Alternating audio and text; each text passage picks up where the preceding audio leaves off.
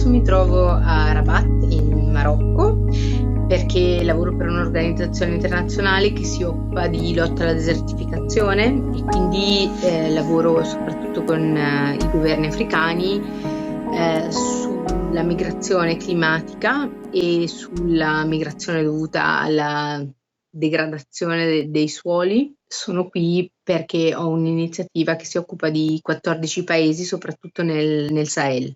Come ad ogni crisi, seguirà inevitabilmente un cambiamento. Come ti immagini o forse come vorresti il mondo dopo il Covid?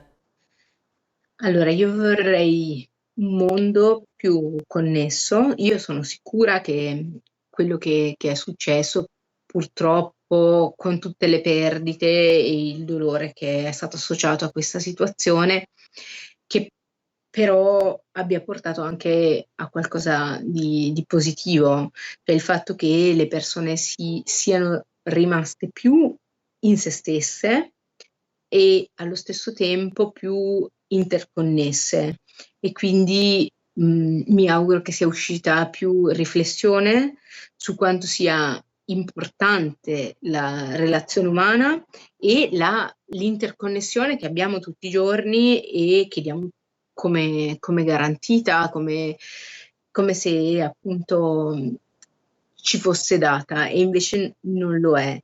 E quindi spero che riusciremo a costruire su questo, sulla cooperazione tra paesi, sulla vicinanza tra persone. Come credi possibile favorire un miglioramento nella nostra società a partire da ciò che stiamo vivendo? Cosa potremmo fare concretamente?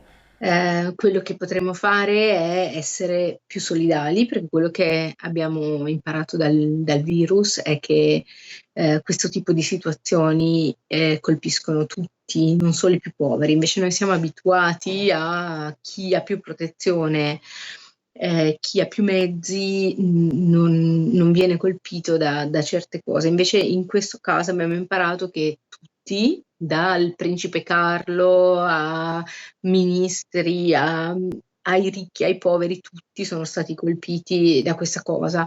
E quindi quello che mi aspetto è una maggiore solidarietà e una maggiore cooperazione e credo che il cittadino abbia una voce, cioè ce l'ha, almeno in Europa ce l'ha, e quindi che debba farla sentire rispetto a che cosa si aspetta dalle istituzioni.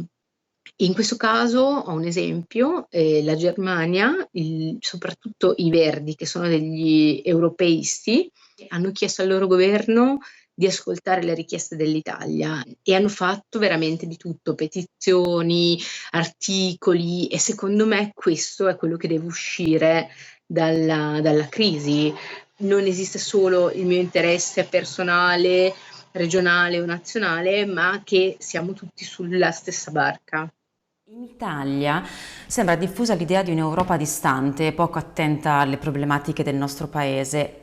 Perché secondo te succede questo? È reale o forse è una percezione sbagliata che porta molte persone a pensarla in questo modo?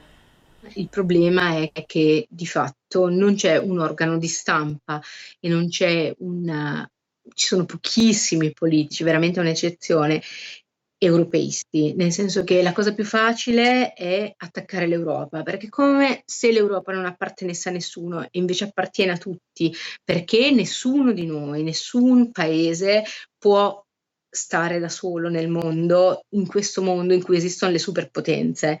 L'Europa è la nostra salvezza, non è il nostro padrone. L'Europa è quella che intanto ci compra il debito quando abbiamo bisogno, è quella che ci riporta alle convenzioni internazionali sui diritti umani, è quella che secondo me ci rende in qualche modo speciale. Oggi l'Europa è l'unico esperimento sovranazionale che ha portato pace e diritti nel mondo. Quindi noi non lo vediamo, ma in realtà noi come cittadini, di fronte agli egoismi nazionali, di fronte ai politici che preferiscono attaccare qualcun altro e pensare che la colpa sia fuori da noi, da loro, noi cittadini ci dobbiamo riavvicinare a quelle istituzioni che ci danno una serie di garanzie, diritti e opportunità che non avremmo se fossimo da soli.